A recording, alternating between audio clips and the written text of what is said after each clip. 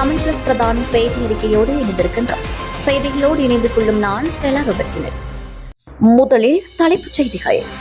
அனைவரது உரிமைகளையும் உறுதிப்படுத்தி சுபீட்சமான நாட்டை கட்டியெழுப்புவோம். ஜனாதிபதியின் நோன்பு பெருநாள் வாழ்த்துச் செய்தி.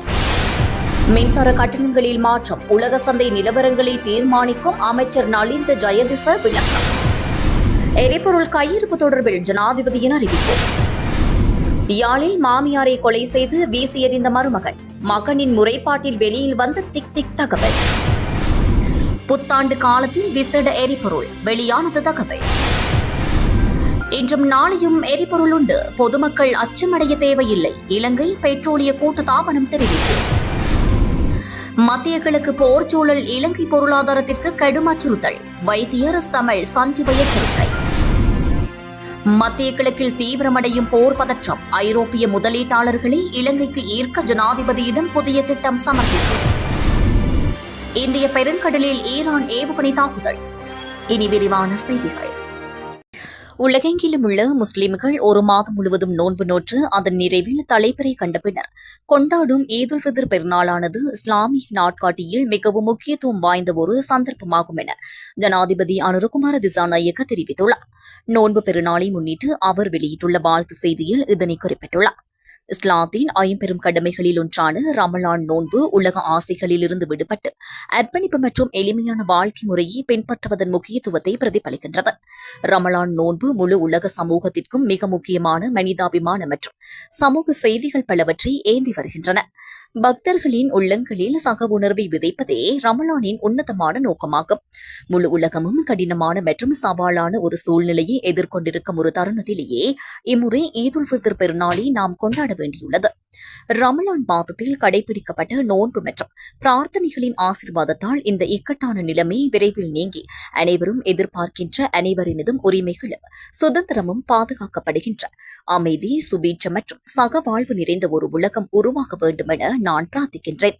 அதேபோன்று ஏனைய சவால்களை வெற்றிகரமாக எதிர்கொண்டது போலவே இந்த சவாலையும் தைரியமாக எதிர்கொண்டு அதனை முறையாக முகாமித்துவம் செய்து நாட்டின் பொருளாதாரத்தையும் மக்களின் வாழ்வாதாரத்தையும் பாதிப்புகள் அல்லது சரிவுகளின்றி முன்னோக்கி கொண்டு செல்வதற்காக அரசாங்கம் என்ற ரீதியில் நாம் உறுதியான லட்சியத்தோடு அர்ப்பணிப்போடு செயற்படுகின்றோம். பேதங்களை மறந்து இந்த வேலை திட்டத்தோடு கைகோர்த்து அதற்கு தேவையான பலமான ஒத்துழைப்பை வழங்குமாறு அனைவருக்கும் அழைப்பு விடுப்பதோடு இலங்கை வாழ் மற்றும் உலகம் முழுவதும் வாழும் முஸ்லிம் சகோதரர்களுக்கு அமைதி மற்றும் நல்லிணக்கம் நிறைந்த ஈதுல் ஃபித்ர் பெருநாளாக அமைய எனது உளப்பூர்வமான வாழ்த்துக்களை தெரிவித்துக் கொள்கின்றேன் என ஜனாதிபதி தனது வாழ்த்து செய்தியில் குறிப்பிட்டுள்ளார். நாட்டிற்கு தொடர்ச்சியான மின்சார விநியோகத்தை உறுதி செய்வதே அரசாங்கத்தின் முதன்மை நோக்கம் என அமைச்சர் டாக்டர் நலிந்த ஜெயதிச தெரிவித்துள்ளார். தற்போது நிலவி வரும் உலகளாவிய பொருளாதார நெருக்கடியின் காரணமாக உலக சந்தையில் நிலக்கரி உள்ளிட்ட எரிசக்தி ஆதாரங்களின் விலை உயர்வு நாட்டின் எரிசக்தி துறையில் பாரிய தாக்கத்தை ஏற்படுத்தியுள்ளது. சாதாரண காலங்களை விட செலவுகள் அதிகரித்துள்ளதால் எதிர்கால மின்சார கட்டணங்கள் மற்றும் மசகு எண்ணெய் விலைகளை நிர்ணயிக்கும் போது அரசாங்கம் இந்த சந்தை மாற்றங்களை உன்னிப்பாக கவனிக்க வேண்டியுள்ளது. மேலும் நிலக்கரியின் தரம் குறித்து தற்போதைய அறிக்கைகளை ஆய்வு செய்வதன் மூலம் திறமையான எரிசக்தி மேலாண்மையை பேணுவதில் அரசாங்கம் உறுதியாக உள்ளது. நுகர்வு முறைகளில் ஏற்படும் மாற்றங்களை கண்டறிந்து பொதுமக்களுக்கு தடையின்றி சேவைகளை வழங்குவதற்கு தேவையான முடிவுகளை எடுக்க அதிகாரிகள் தயாராக உள்ளனர். மேலும் தொடர்ச்சியான மின்சாரத்தை வழங்குவதே எங்களது பிரதான குறிக்கோள். அதற்கான தேவைகளை அனைத்து நடவடிக்கைகளை நாங்கள் பின்பற்றி வருகின்றோம் என தெரிவித்துள்ளார். மத்திய கிழக்கில் நிலவும் நெருக்கடி நிலைமையால் உலக சந்தையில் மசகு எண்ணெய் விலை அதிகரித்துள்ளமை மற்றும் ஏனைய நாடுகளில் எரிபொருள் விலை உயர்ந்துள்ளமை தொடர்பில் ஜனாதிபதி இன்று பாராளுமன்றத்தில் விளக்கம் அளித்துள்ளார். இலங்கையின் எரிபொருள் தேவையில் 57% இலங்கை பெட்ரோலிய கூட்டுத்தாபனமும் 43% தனியார் துறையும் பூர்த்தி செய்வதாக ஜனாதிபதி சுட்டிக்காட்டினார். தனியார் துறையினரால் இறக்குமதி செய்யப்படும் எரிபொருளுக்காக தற்போது நிலவும் விலைக்கேற்ப கோரிக்கைகள் முன்வைக்கப்பட்டுள்ளதாகவும் எனவே எரிபொருள் விலை குறித்து விரைவில் ஒரு முடிவை எடுக்க வேண்டியுள்ளதாகவும் அவர் தெரிவித்துள்ளார். இதுகுறித்து ஜனாதிபதி அனுரகுமார திசாநாயக்க மேலும் தெரிவிக்கையில் உலக சந்தையில் $1 எண்ணெய் விலை அதிகரித்தால் எமது நாட்டில் எண்ணெய் விலை $2 அதிகரிக்கும். இதுவே விலை சூத்திரமாகும். உலக சந்தையில் எரிபொருள் விலை அதிகரிப்பு எமக்கு பாதிப்பை ஏற்படுத்தியுள்ளது. உலகம் முழுவதும் உள்ள நாடுகள் எரிபொருள் விலை அதிகரிப்பு குறித்து முடிவெடுத்துள்ளன. ஏறத்தாழ 6% முதல் 50% வரை எண்ணெய் விலை அதிகரித்துள்ளது. எமது நாட்டில் நாம் 8% மாத்திரமே அதிகரித்துள்ளோம். ஆனால் உலகில் 49% வரை அதிகரிப்பு ஏற்பட்டுள்ளது. தற்போதுள்ள சட்டத்தின்படி நிறுவனங்களுக்கு விலையை அதிகரிக்க அனுமதி உண்டு. இருப்பினும் சட்டத்தின்படி உச்ச விலையை பெட்ரோலிய கூட்டுத்தாபனமே தீர்மானிக்கின்றது.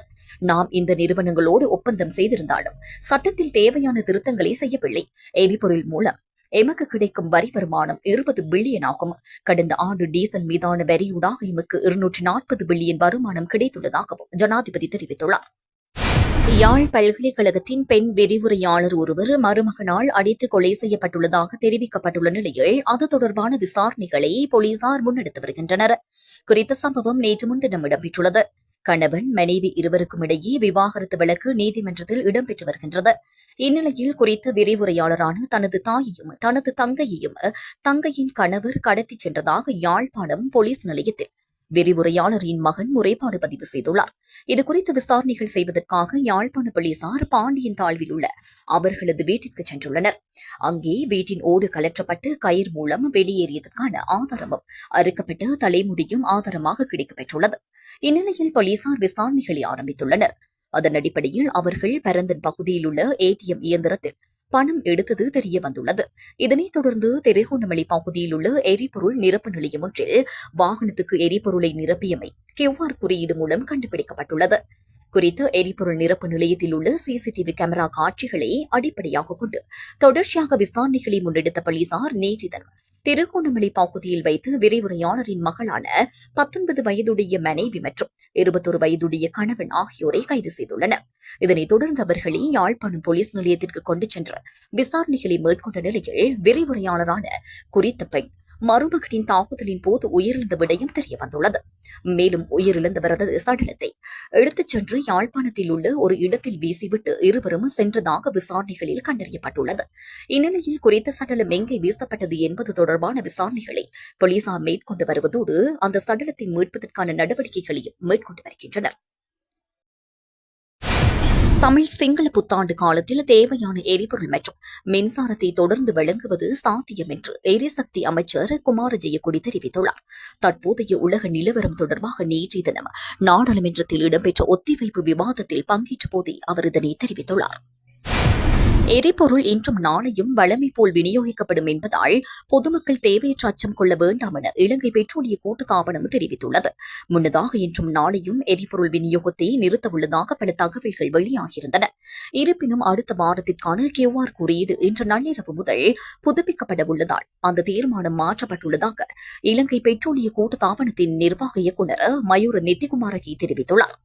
எரிபொருள் இருப்பை முகாமைத்துவம் செய்வதற்காக அரசாங்கம் அண்மையில் QR முறையை நடைமுறைப்படுத்த தீர்மானித்ததோடு ஒவ்வொரு வாகன வகைக்கும் வழங்கப்பட வேண்டிய எரிபொருள் ஒதுக்கீட்டையும் அறிவித்திருந்தது. கடந்த சில நாட்களாக எரிபொருள் நிரப்பு நிலையங்களுக்கு அருகில் நீண்ட வரிசைகள் காணப்பட்டதை கட்டுப்படுத்தும் நோக்கில் வாகன இலக்கத்தகட்டின் கடைசி இலக்கத்திற்கேற்ப எரிபொருள் வழங்கும் முறை நேற்று முன்தினம் முதல் ஆரம்பிக்கப்பட்டது. அதற்கமைய வாகன இலக்கத்தகட்டின் கடைசி இலக்கம் ஒற்றை எண்களில் முடியும் வாகனங்களுக்கு மாத்திரம் இன்றைய தினம் எரிபொருள் விநியோகிக்கப்படும் என்பதும் குறிப்பிடத்தக்கது. மத்திய கிழக்கில் ஏற்பட்டுள்ள போர் பதற்றமானது இலங்கை போன்ற ஆசிய நாடுகளின் பொருளாதாரத்தில் நேரடி மற்றும் மறைமுக தாக்கத்தை ஏற்படுத்தியுள்ளதாக தெஹிவளை கல்கிசி மாநகர சபை உறுப்பினர் வைத்தியர் சமல் சஞ்சீவ தெரிவித்துள்ளார். எதிர்கோட்டையில் உள்ள ஐக்கிய மக்கள் சக்தியின் தலைமை அலுவலகத்தில் நேற்று தினம் இடம்பெற்ற ஊடகவியலாளர் சந்திப்பிலேயே அவர் இதனை தெரிவித்துள்ளார். இதுகுறித்து அவர் மேலும் தெரிவித்ததாவது: மத்திய கிழக்கில் நிலவும் போர் சூழல் இலங்கையின் எரிபொருள் விநியோகம், மின்சாரம், சுற்றுலா மற்றும் உணவு பாதுகாப்பு ஆகிய துறைகளில் பாரிய தாக்கத்தை ஏற்படுத்தியுள்ளது. உலகளாவிய ரீதியில் இவ்வாறான நெருக்கடிகள் எழும்போது அதனை முன்கூட்டியே முகாமைத்துவம் செய்து மக்களின் இயல்பு வாழ்க்கையை உறுதிப்படுத்த வேண்டியது அரசின் பொறுப்பாகும். தற்போதைய அரசு மக்களுக்கு வழங்கிய வாக்குறுதிகளை நிறைவேற்ற முடியாமல் திணறி வருகின்றது. உலகளாவிய நெருக்கடியை சாட்டாக கூறி தனது இயலாமையை மறைக்க முற்படக்கூடாது. சர்வதேச சந்தையில் மசகு எண்ணெய் விலை வேகமாக உயர்ந்து வருவதால் உள்நாட்டில் எரிபொருள் விலையை மேலும் உயர்த்த வேண்டிய அபாயம் ஏற்பட்டுள்ளது. மறுபுறம் தரமற்ற நிலக்கரி இறக்குமதி செய்யப்பட்டதால் மின் உற்பத்தி பாதிக்கப்பட்டுள்ளதோடு அதனை ஈடுகட்ட டீசல் அதிகளவில் பயன்படுத்தப்படுகின்றது.